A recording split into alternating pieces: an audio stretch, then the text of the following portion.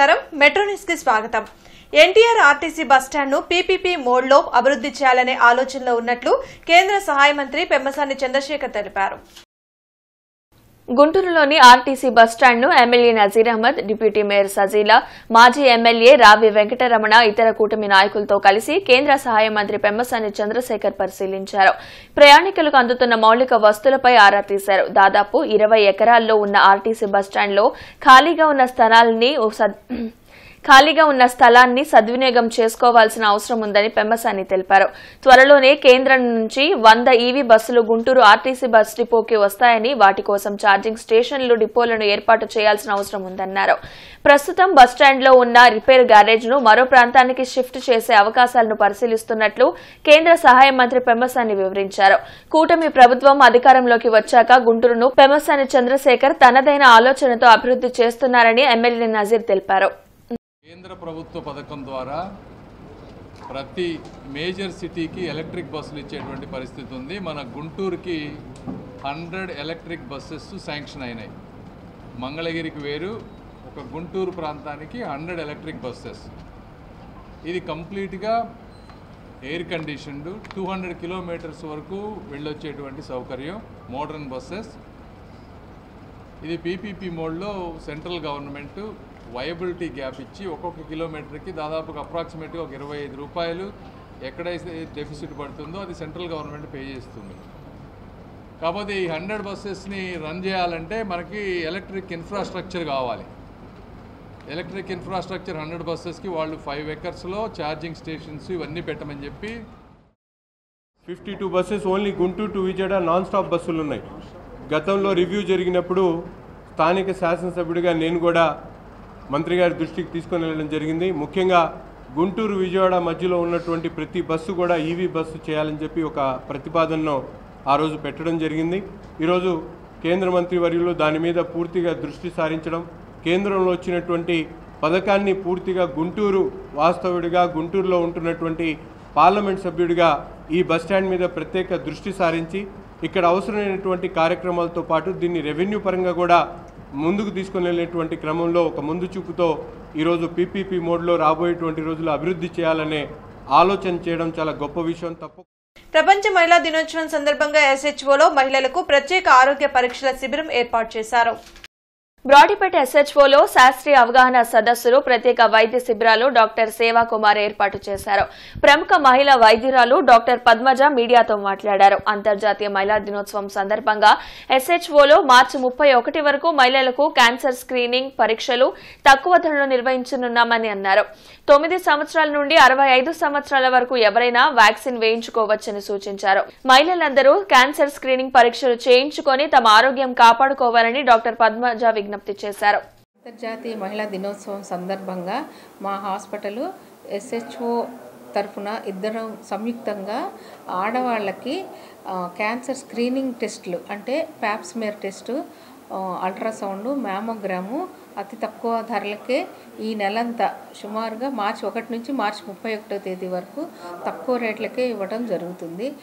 ఈ దాంతో పాటుగా క్యాన్సర్ సర్విక్స్ నివారణకి వాడే హెచ్పివి వ్యాక్సిన్ కూడా తక్కువ రేటుకే అందజేయటం అవుతుంది। ఇది ఒక్కొక్క డోసు 1500 రూపాయలకి మేము నో ప్రాఫిట్ నో లాస్ ప్రకారంగా ఇవ్వటం జరుగుతుంది। శ్రీ కల్పతరు వారి నూతన సంస్థ శ్రీ కల్పదాత్రి టౌన్షిప్ నూతన కార్యాలయాన్ని టీడీపీ పోలిట్ బ్యూరో సభ్యులు టీడీ జనార్దన్, ఎమ్మెల్యే బూర్ల రామాంజనేయులు ప్రారంభించారు। జేకేసీ కాలేజీ రోడ్డులో శ్రీకల్పధాత్రి టౌన్షిప్ నూతన కార్యాలయం ప్రారంభోత్సవం కార్యక్రమంలో టీడీపీ పాలిట్ బ్యూరో సభ్యులు టీడీ జనార్దన్, ఎమ్మెల్యేలు బూర్ల రామాంజనేయులు, తెనాలి శ్రావణ్ కుమార్, ఎమ్మెల్సీ ఆలపాటి రాజా, ఐలాపురం వెంకయ్య ముఖ్య అతిథులుగా పాల్గొన్నారు। ఈ సందర్భంగా వారు మాట్లాడుతూ 40 సంవత్సరాలుగా రాజవరపు రవి ఎన్నో వెంచర్లు వేసి ప్రజల మన్ననలను పొందారని అన్నారు।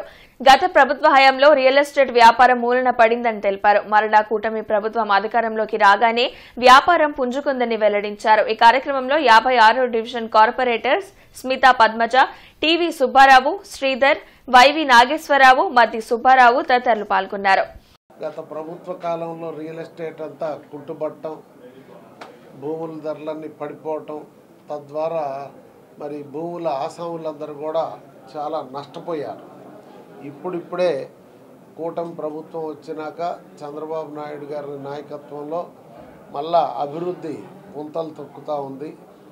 ఆ సందర్భంగా వారు మళ్ళా గుంటూరు వచ్చి జన్మభూమితో వ్యాపారం ప్రారంభించాలని, సరసమైన ధరలకు అందరికీ ఇళ్ళు కట్టుకోవటానికి, ప్లాట్లు అందజేయటానికి, లబ్ధిదారులకు నాణ్యమైనటువంటి సేవలు అందజేయాలని, అట్లనే వ్యాపారం 3 పువ్వుల 6 కాయలు అంటారు అందరూ, కాదు 12 కాయలు అభివృద్ధి చెందాలని నేను మనస్ఫూర్తిగా ఈ యొక్క వ్యాపార రంగంలో మరి ముఖ్యంగా విలువైన భూములకి కానీ ఆ భూములని మార్కెటింగ్ చేసే విషయంలో కానీ ఎక్కడ కూడా ప్రభుత్వం యొక్క ఏ విధి విధానాలు అయితే ఈ రియల్ ఎస్టేట్లో రూపొందించినాయో వాళ్ళు ఎక్కడ కూడా డైవర్షన్ లేకుండా, ఎవరికి కూడా ఇబ్బంది కలగకుండా, ఇది బెనిఫిషరీకి కానీ అటు రైతుకి కానీ ఎవరికి ఇబ్బంది లేకుండా అందరి మనం పొందినటువంటి వ్యక్తి కల్పతరు రవి. రియల్ ఎస్టేట్ సంస్థ గతంలో కూడా అనేక వెంచర్స్ వేశారు.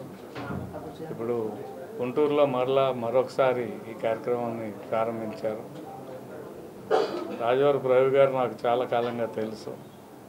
వారి నిజాయితీతో, నిబద్ధతతో, అంతేకాకుండా ఎవరికి ఇబ్బంది పెట్టకుండా ఉండే మనస్తత్వం కలిగిన వ్యక్తి.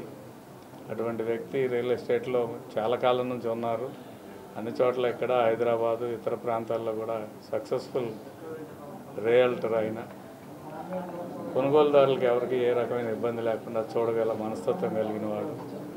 అంతేకాకుండా అందరికీ అందుబాటులో ఉన్న ధరల్లో హౌసింగ్ కార్యక్రమాన్ని నిర్వర్తిస్తారని. శ్రీ కల్పదాత్రి టౌన్షిప్ కార్యాలయ ప్రారంభోత్సవం జరగడం గుంటూరు జిల్లాకే కాకుండా ఈ రాష్ట్రానికి, ఈ దేశానికి కూడా గర్వకారణం.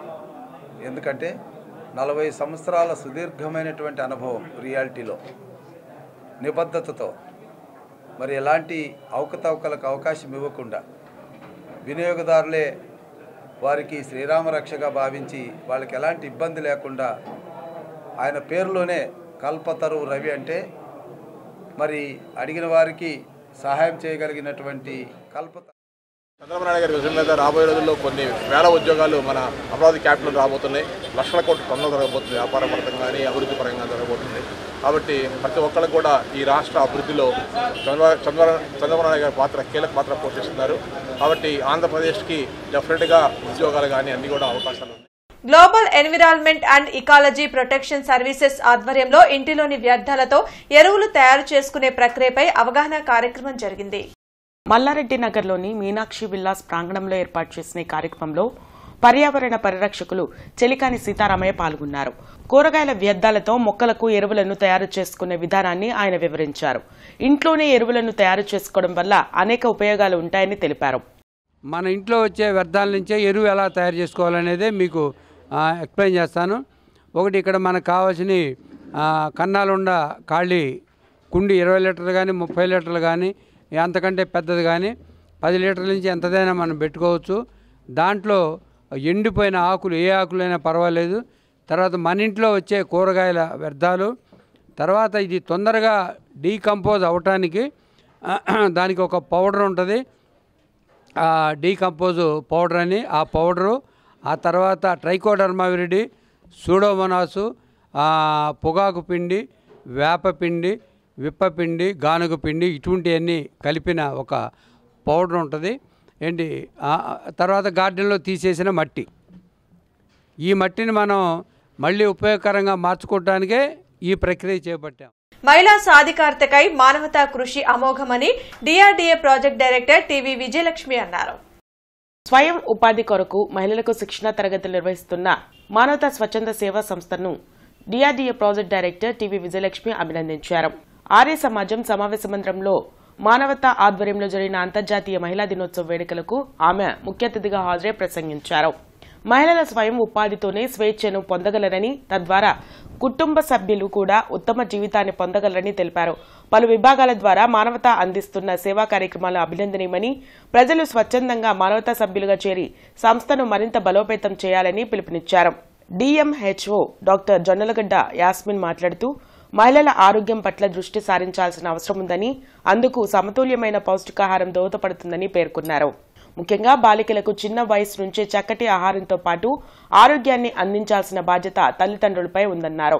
కార్యక్రమం అనంతరం వివిధ రంగాల్లో విశిష్ట సేవలందిస్తున్న మహిళామణులను అతిథులు ఘనంగా సత్కరించారు. కార్యక్రమంలో మానవతా చైర్మన్ పావులూరి రమేష్, అధ్యక్షులు కొమాలపాటి శ్రీనివాసరావు, కార్యదర్శి కె సతీష్, కోశాధికారి టీవీ సాయిరాం, గుంటూరు జిల్లా యూత్ సర్వీసెస్ మేనేజర్ రాధిక, ప్రముఖ వ్యాఖ్యాత సుజాత, గురుకుల విద్యాలయాల అడ్మినిస్ట్రేటివ్ ఆఫీసర్ శాంతి విశాల, మానవతా సభ్యులు పాల్గొన్నారు. ఫస్ట్ మనం బటర్ సోడా కలుపుకోవాలన్నమాట. ఆ కలిపిన తర్వాత సోడియం ఆయిల్ అనేది వేసుకోవాలి. అది వేసిన తర్వాత యాసిడ్ కలపాలన్నమాట. యాసిడ్ కలిపేసిన తర్వాత రాణి పైరు కలపాలి. ఆ తర్వాత సెంట్ ఆయిల్ కలపాలన్నమాట.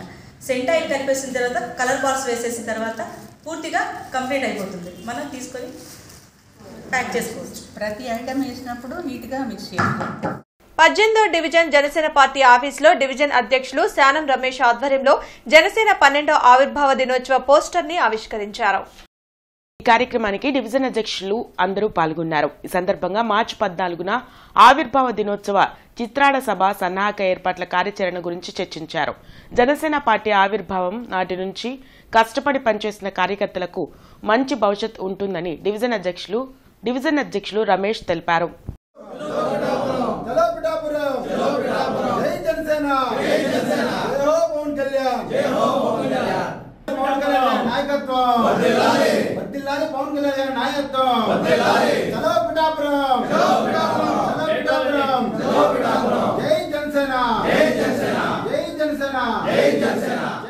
కొర్నెపాడు గ్రామంలో నూతనంగా ఏర్పాటు చేసిన అనంత డైరీని ఎమ్మెల్యే బూర్ల రామాంజనేయులు ప్రారంభించారు.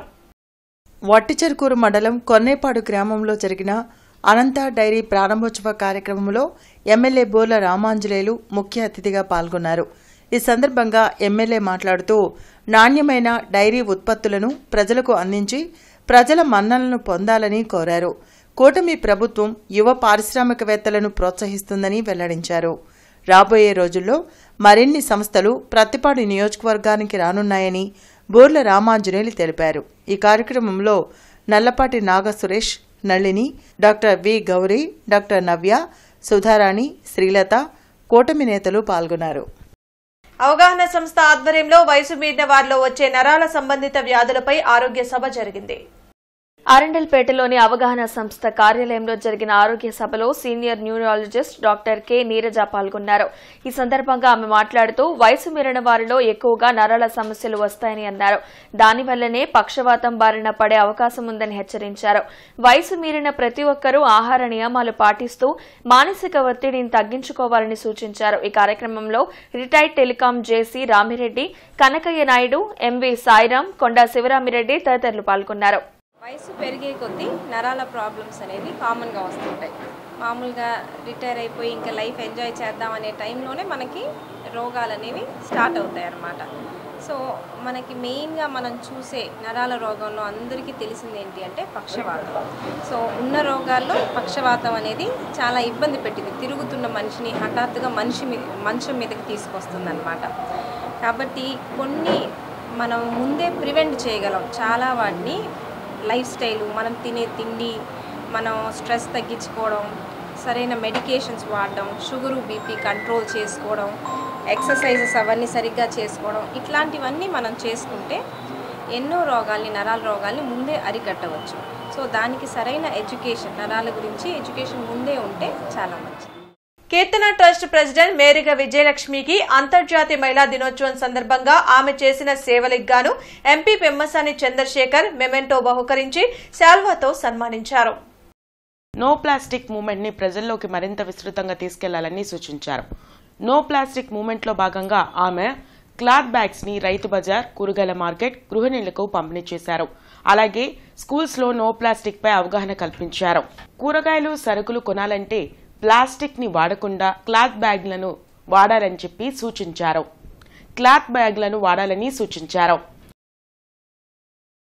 ఈ వార్తలు ఇంతటితో సమాప్తం. నమస్కారం.